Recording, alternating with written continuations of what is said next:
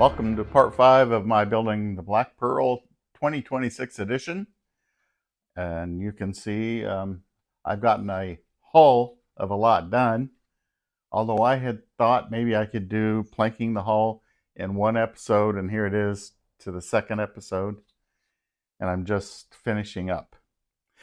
Another thing that I did is I finished some of the electrical work, and I put a switch here on the back so I can turn the lights on. I don't know if you can see those very well. And I can just flip the little switch here at the back of the ship and shut the lights off. So I'm making progress. Let me show you how I got all that done.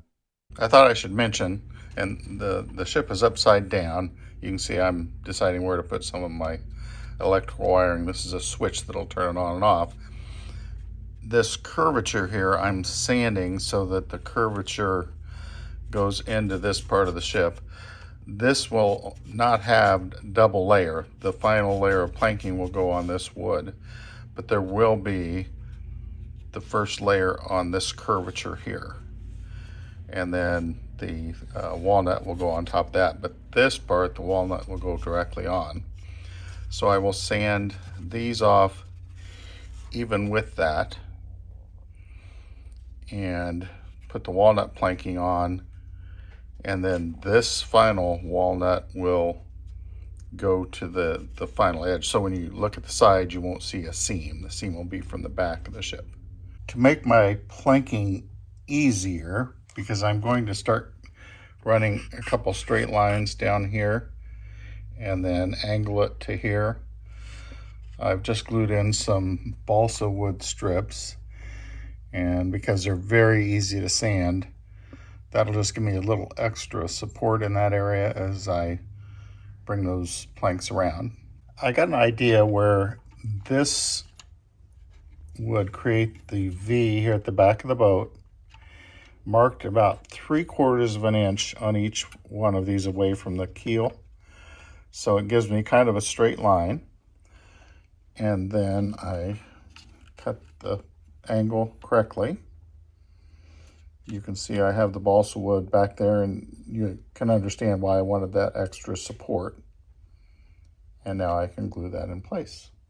I'm to the point I had to commit on my electrical plug-in, and someday I'm going to start out and figure out where my pedestal is going to be that holds it, and I'm going to run the wires down so the ship could plug in on whatever stand I have it on. But for this one, I'm going to still use the plug-in, so I will have a cord that will hang down.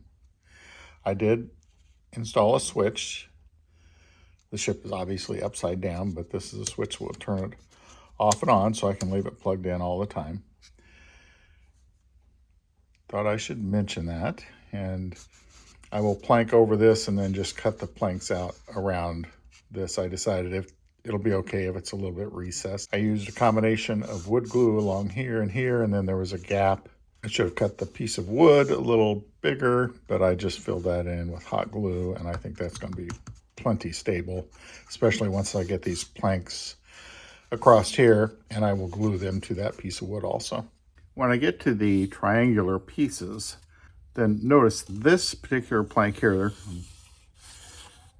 has the little bit of a curve to it. This one is pretty straight. Pick the one that is straight. I'm going to lean up against it. And as soon as it starts to not be able to fit, I put a mark right there, and then go to the very end and the very tip of that angular piece. You can't see it on camera, but I can. It's right about there. Now I'm going over to the table normally, but in this case I'll do it right on top of the ship so that you can see. Take a straight edge and draw a line between those 2 points. And this is just to give you a guide. It doesn't, you're not being precise, or I'm not. What I want is the angle that I need. Now I'll take this over to either my mini belt sander or my large belt sander, and I will sand that off, leaving that triangular piece or that angle on the board. I'm going to go do that. I'll be back and show you how it fits. And sometimes it takes numerous trips going back and taking off just little bits until I get it to fit just right. This is my second attempt of filing that down, and it's a little long. It's not really going to fit in there. I'll pull this off to the side and you can see. So I can see there was my original mark, so I actually made it a little long. So I'm going to snip that off right where my mark was so I know. And then I need to feather that down until it's paper thin almost. And I should be good to go. Now I pretty much have it. There's two ways I do it. I either put it in the one end and then I'll push this in and force it in. Or sometimes I will slide it in and then tuck in the other end. On this one, I'm going to slide it in. I like how that fits. There's just a little gap on either side. If this were the final plank, you know, the outer plank, I would put a little sliver in there. But because this is all going to be hidden, I can just put a little bit of putty in there, or actually I can probably just leave it as is and it'd be fine. Because this is the last piece, I can just put wood glue in here. What you don't want to do is if you're having another piece, you don't want wood glue piled up on that support beam because it wouldn't be level. But in this case, I can just dot it all on there, put some on the edges, even though there's going to be a gap, so I'll just put it on the one side maybe. And then on the piece itself, especially the part that's tapered, I'll put it on both sides of that edge.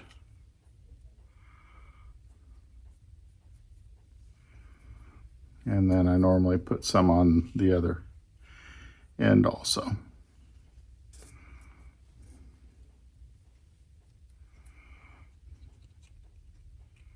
That's where I'll put in, and then I'll force it down as far as I can get it to go. I also want it to be flush with the top, yeah, right about there. And I can take my fingernail and push it in a little. I'm going to drill a little hole right here and use one of these to hold that in place till it dries. I've taken a little piece of wood, tapered it so it'll fit in here, and I'll slide it down to hold that tight against there. And I can probably do that on this other end also. That should be good. Got one more to do there. Probably just eyeball this one. Because again, I'm just using that to give me an idea of the angle that I need. This one's pretty short. I'll go taper that off and be right back. Again, this is the last piece, so I can just kind of slop some glue in here on both sides. Some on the piece itself. This one I'll do the tuck technique where I kind of force it in. Use a thumbnail, I use just about anything.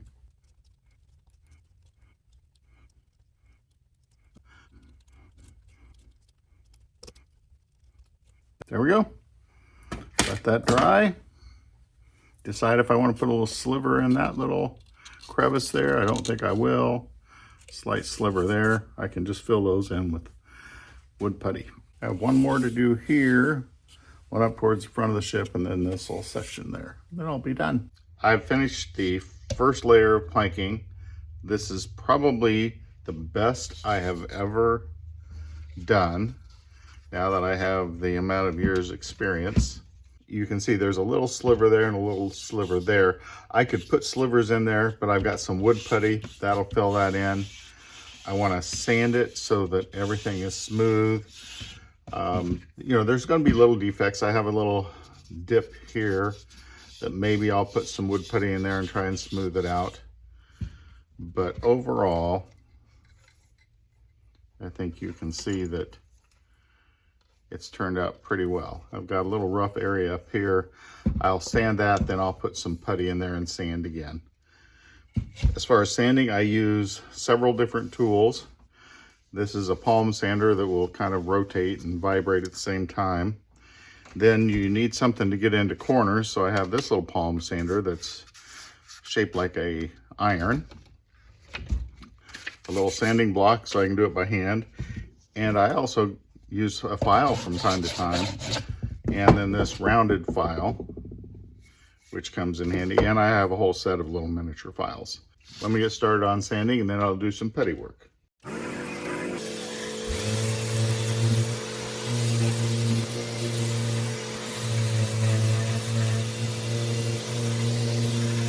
My goal is to get all these surfaces so they're flush.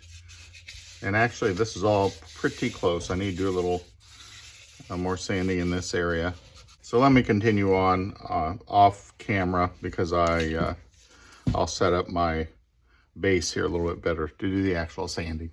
Here's an example. I'm using this hot air glue gun. I got this, I think, at Amazon, and it has multiple speeds so you can make it hotter or cooler. And I can warm up this this part. I've decided that I don't want these planks coming down here, so I kind of took this little blade and gave me a cutoff point. Now I'm going to heat it up and then I can pry those off.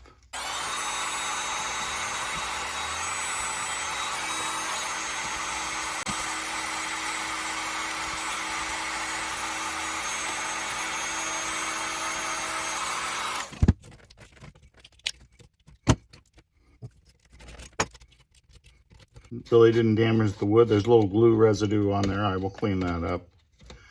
And this will get planked over with the real thin black walnut, but I didn't like those going out like that, so I just I'll cut those off. I'll do a little sanding on that and do the same thing on the other side.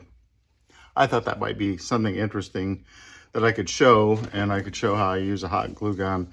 It softens the wood glue and makes it so you can separate some things. Doesn't work all the time, but most of the time works just fine. If you're interested in this, I'll put a link down below the video so you can check it out at Amazon. I want to talk a little bit about wood putty and wood filler. I had tried this, had it for a couple of years, and it's all dried out now, so it is not going to work. What I've tried this time is this Durham's Rock Hard Water Putty, and this is a powder, and you get a full pound for anywhere between $5 and $10, depending on where you get it. It's available at Amazon for currently a little under $10. I found it at Home Depot for about $5. Let me show you how it mixes up and goes on the ship. I take some distilled water, put, maybe a teaspoon, if that much, in my container first. I'll take about a tablespoon of the powder.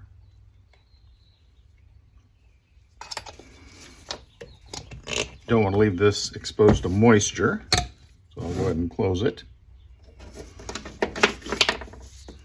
Now just stir, and that obviously is too runny, so probably about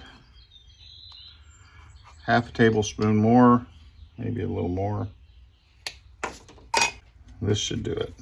Now I'm going to put it on my ship.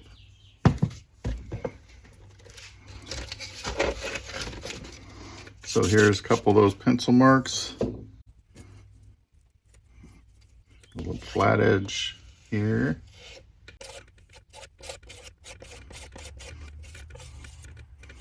If I get a little on the outside, I can wipe it off, rub it in, sand it off after it all dries.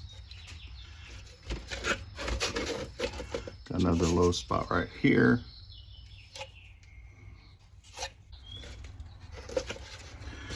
All right, now to the other side. Also use your finger, because you can kind of feel the contour of the ship better.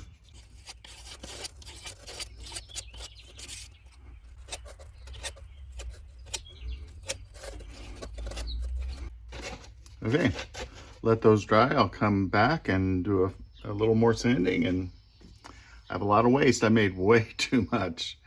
So keep that in mind, but that 1 gallon container is going to last a long time.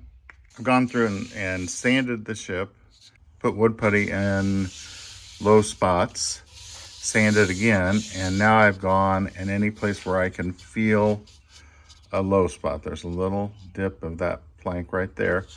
I've circled it in pencil, and now I'll come back and put a little bit of putty in those. Other side, same thing. Everything's looking very smooth, and I just use my hands and rub over and see if I can feel a little dip. And you can't really see it on camera, but the plank circled by the pencil mark is a little lower than the 2 on each side. So I just will fill that little bit with some putty. Same there, same there. That little V has a little indentation there. And I'll do some fine tuning along this edge and things, but for the most part, she's looking pretty good. That's it for part 5 of building the Black Pearl 2026 edition. Any of the products you saw in the video, you should be able to find. If you look at the lower part of the screen, you can click on it. Sometimes there's a thing you can open on the screen and they'll be on your right-hand side. Anyway, anything I use, I'll try and put a link. Remember, doesn't affect the price that you pay, but in some cases, I will get a little bit of a commission on that sale. Something nice that happens through YouTube in conjunction with some local vendors, Home Depot, Lowe's, as well as Amazon. This is Boiler Dan 1, and as always, thanks for watching.